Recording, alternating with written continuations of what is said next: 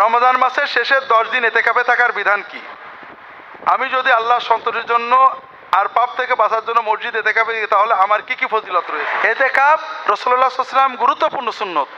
তিনি কখনোই এতেকাফ ত্যাগ করেননি, প্রতি বছর এতেকাফ করতেন, তার স্ত্রীরাও করতেন। আইনে বিচারে এতেকাফ সুন্নতে মুআক্কাদা হয়ে যায়।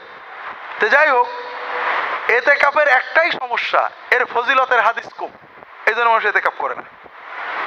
কিন্তু এতেকাফ রাসূলুল্লাহ সাল্লাল্লাহু আলাইহি ওয়াসাল্লামের সবচেয়ে গুরুত্বপূর্ণ সুন্নত। কোনো বছরে এতেকাফ ছাড়তেন না। এতেকাফে থাকলে মুমিন বাইরে থাকলে যত সওয়াব হতো, সব সওয়াব একসাথে এতেকাফ অবস্থায় হাতে পেতে থাকে। জানাজায় যেত, রুগী দেখতে যেত, অনেক ওয়াজ শুনতে যেত, ওয়াজ করতে যেত। এতেকাফের কারণে এইগুলো ঘরে মসজিদে বসে এসে পাবে। সবচেয়ে বড় হলো এতেকাফ হলো আল্লাহ তাআলার সাথে বান্দার কলবের সম্পর্ক গভীর করা। আপনারা কোয়ান্টাম শুনছেন না, ধ্যান ট্যান করে, এটা প্রথম দিকে গোলালু, শেষের দিকে শিরক।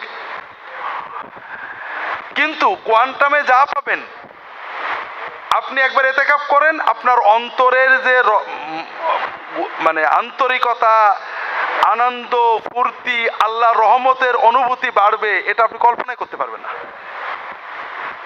কাজেই আমরা চেষ্টা করব রমজানের শেষ 10 দিন এতেকাফ করা, যে কোনো জামে মসজিদে। তবে বিশেষ করে যে জামে মসজিদে ভালো মানুষেরা এতেকাফ করেন, সুন্নাহ পালনকারী মানুষ, ভালো মানুষ আশেপাশে এতেকাফ করে, এরকম মসজিদে এতেকাফ করবেন, এটা ভালো হয়। যে কোনো জামে মসজিদে এতেকাফ হবে।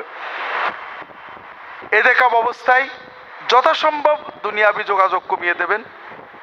আপনি এতেকাফ করেছেন, মসজিদে শুয়ে আছেন চোখ বুজে, এটাও ইবাদত। কিন্তু গল্প গুজব, আল্লাহর দিকে মনটাকে অন্যদিকে নেওয়া, এগুলো ঠিক না। যারা পূর্ণ 10 দিন এতেকাফ করতে পারেন না, তারা অল্প সময় নফল এতেকাফ করতে পারেন। এতেকাফ সবাই চেষ্টা করবে।